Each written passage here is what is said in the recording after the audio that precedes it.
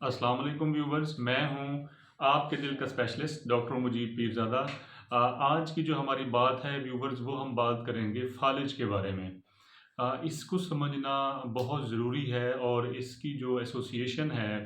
वो दिल की बीमारियों के साथ और जो कॉरोनरीज़ हैं, जो आर्टरीज़ हैं दिल की, उसके साथ इसका बड़ा क्लोज़ लिंक है और दोनों एसोसिएटेड हैं और दोनों की ट्रीटमेंट भी मिलती-जुलती है। इसलिए इसकी आगाही जो है ना वो बहुत ज़रूरी है और आजकल जो गवर्नमेंट ने एक सिस्टम शुरू किया है कि जो फालिज वाले मरीज़ होते हैं और जो पहले पहले 4 घंटे में इमरजेंसी में अगर लैंड करता है वो मरीज़, तो उसको जो है वो एक टीका जो है ना वो शुरू हो चुका है कि वो खून को पतला करने के लिए, खून के क्लॉट को डिज़ॉल्व करने के लिए लगाया जाता है। तो वो भी मोस्टली जो दिल से रिलेटेड डॉक्टर्स हैं ना, वो इसको ऑन कर रहे हैं और ये जो है ना वो पूरे पाकिस्तान में इसको एक्सपेंड किया जा रहा है ताकि जो है ना इसको मौजूरी जो है वो उससे बचाया जा सके क्योंकि जो फालिज है ये मैं आपको बताता चलूँ कि ये वेस्टर्न कंट्रीज़ के अंदर क्योंकि वहाँ की स्टडीज़ हैं तो इसलिए वहाँ का रेफ़रेंस देना होता है। वहाँ ये third leading cause of death है मतलब जो जितनी भी वहाँ अमवात वाक़ई होती हैं वेस्टर्न कंट्रीज़ में, तीसरे नंबर पे जो है वो डेथ की जो वजह है वो फालिज है। ऑब्वियसली पहले नंबर पे जो दिल के अमराज़ हैं वो हैं, दूसरे नंबर पे कैंसर है और तीसरे नंबर पे जो है ना वो फालिज है। और अमेरिका के अंदर जो है वो सबसे बड़ी कॉमन रीज़न जो माज़ूरी की है, लाइफ़ लॉन्ग जो बंदे सारी बाद में ताहयात ज़िंदगी के लिए जो माज़ूर हो जाते हैं, उनकी सबसे जो पहली बुनियादी वजह है वो यही फालिज है। तो इसके बारे में जो है ना वो अवेयरनेस और इसकी जो है आगाही है वो अवाम में बहुत ही ज़्यादा अहमियत की हामिल है। तो मैं आपको ये बताऊँ कि जो फ़ालिज होता है वो बुनियादी तौर पे 2 किस्म का होता है। 80% जो फ़ालिज होता है वो कहीं से जिस्म के किसी हिस्से से जो है ना वो खून का लोथड़ा बनता है, वो क्लॉट बनता है, वो शरीयान में जाके उसको ब्लॉक कर देता है, बंद कर देता है और फ़ालिज हो जाता है। लेकिन 20% केसेज़ के अंदर क्या होता है कि दिमाग की जो शरेयान है, कोई भी शरेयान वो लीक हो जाती है, वो फट जाती है, ब्लीडिंग हो जाती है, ब्रेन हैमरेज जिसको कहते हैं और 20% केसेज़ में ये वाला सीन होता है। ये 2 किस्म की जो है ना वो फ़ालिज की किस्में हैं और इनकी जो तरीका इलाज है वो भी बड़ा डिफ़रेंट है, वो समझें कि अपोज़िट है। इसलिए जो भी फ़ालिज के ख़ुसूसन दिल के मरीज़ होते हैं वो ब्लड प्रेशर ख़ुसूसन और डायबिटीज़ वाले जो बड़े हाई रिस्क होते हैं उनको फ़ालिज हो सकता है तो हम बड़ा मोहतात तरीके से उनको लेके चलते हैं और हमें जहाँ भी थोड़ा-सा डाउट पड़े कि इसको खुदा न ख़ास्ता कहीं न कहीं हमें जो है ना वो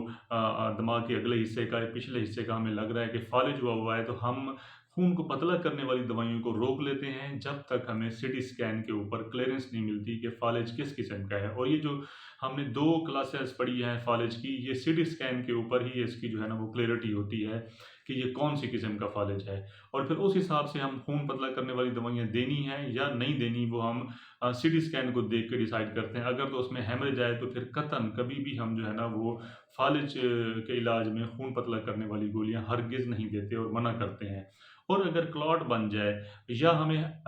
कोई क्लॉट भी ना मिले और जो है ना वो हमें हेमरेज का भी कोई या कहीं खून लीक होने का भी कोई हमें इंडिकेटर्स ना मिलें सीटी स्कैन के ऊपर, तो यही सोचा जाता है कि कहीं न कहीं छोटे-छोटे क्लॉट्स ही हैं, तो हम खून पतले वाली गोलियाँ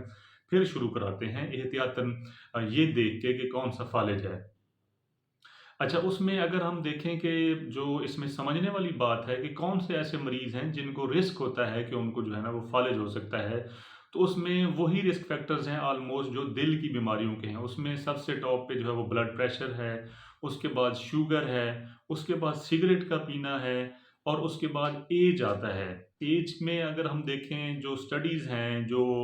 लिखा गया है इस लिटरेचर में जो है कि अगर 75 साल से पहले किसी मरीज़ को फ़ालिज होता है, तो उनमें ज़्यादा रेशो जो है वो मर्दों की है और अगर 75 साल के बाद इंसानों में फ़ालिज होता है, तो उनमें ज़्यादा रेशो जो है वो औरतों की है। फीमेल जेंडर के अंदर 75 साल के बाद इसकी रेशो बढ़ जाती है। और इसकी जो एसोसिएशन है वो दिल की अटैक के साथ, दिल की बीमारियों के साथ-साथ जो जिस्म के बाकी हिस्से की जो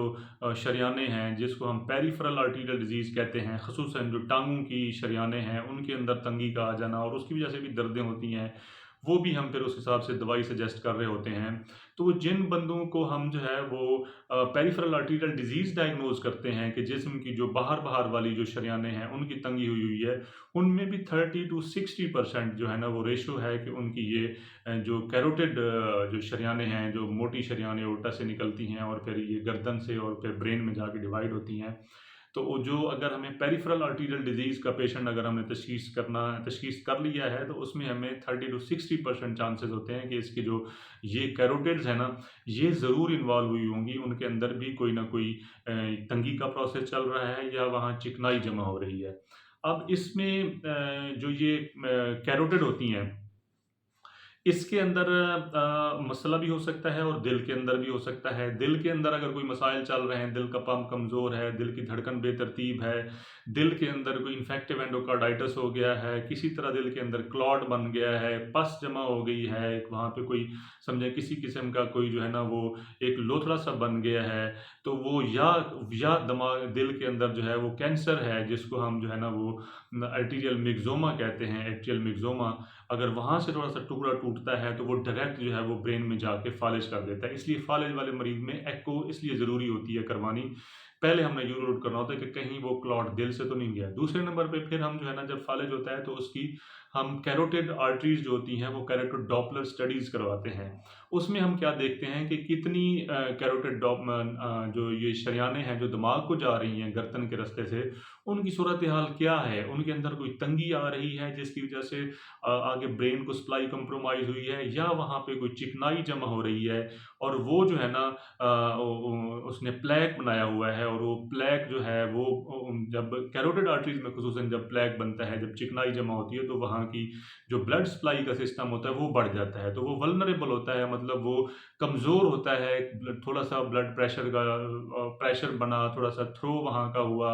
प्रेशर क्रिएट हुए तो वो वहाँ से रप्चर हुआ और वो फिर दिमाग में जाके फ़ालिज कर दिया उसने। तो इसलिए इसकी जो है ना ये अंडरस्टैंडिंग ये बड़ी ज़रूरी है। मैं उम्मीद करता हूँ कि ये वीडियो आपके लिए बड़ी मालूमाती होगी। आखिर में मेरा वही पैगाम कि आप अपना ख़्याल रखें, अपने करीबी लोगों का ख़्याल रखें। सबसे पहले सेहत। अस्सलामु अलैकुम।